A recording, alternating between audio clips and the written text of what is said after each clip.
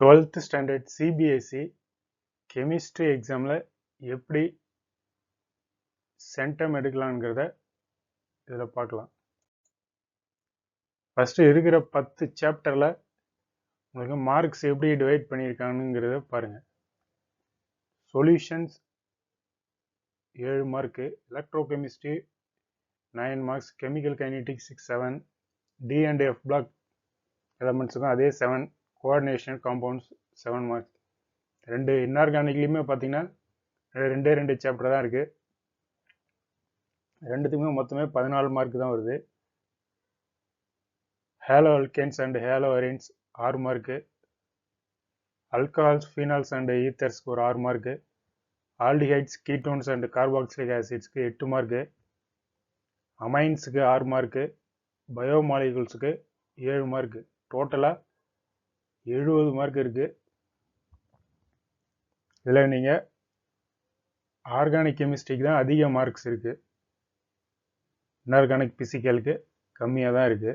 Chapters வந்து பார்த்திங்கன்னா உங்களுக்கு 5 சாப்டர் தான் வருது, இன்ஆர்கானிக்கும் physical கெமிஸ்ட்ரியும்.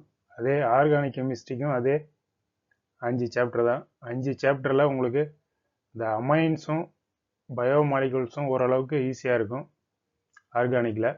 D and F block, coordination compounds இது ரெண்டுமே இன்ஆர்கானிக்கில் ரொம்ப ஈஸியாகவே இருக்கும்.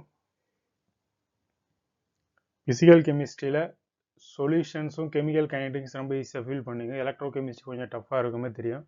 எலக்ட்ரோ கெமிஸ்ட்ரி தான் நம்மளுக்கு 9 மார்க்ஸ் இருக்குது. ஸோ இதை பேஸ் பண்ணி ஒரு நாளைக்கு 2 சாப்டர்ன்ற மாதிரி படிங்க.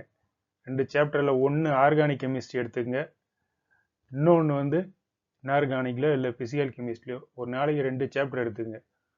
ஃபஸ்ட்டு எடுத்தோடனே வெறும் இன்ஆர்கானிக் பிசிக்கலே முடிச்சுட்டு லாஸ்ட்டாக போய் ஆர்கானிக் படிக்கலான்ட்டு படிக்காதீங்க. ஒரு நாளைக்கு ஒரு ஆர்கானிக் கெமிஸ்ட்ரி சாப்டரையும் படிச்சுட்டு போங்க. அப்போ தான் உங்களுக்கு ஈஸியாக இருக்கும். இந்த சைடில் ஒரு ஈஸியான சாப்டர், ஒரு கஷ்டமான சாப்டர்ன்ற மாதிரி இருக்கும். 5 நாளில் 10 சாப்டர்ஸ் ஈஸியாக முடிச்சிடலாம். 2 நாள் கம்ப்ளீட்டாக ரிவிஷன் திரும்ப நீங்கள் நல்லா ரிவைஸ் பண்ணிங்கன்னா ஈஸியாக சென்டம் மார்க்ஸ் ஈஸியாக கெமிஸ்ட்ரியில் ஸ்கோர் பண்ண முடியும். இதை ஃபாலோ பண்ணி நல்லா ஸ்டடி பண்ணுங்கள். ஈஸியாக உங்களால்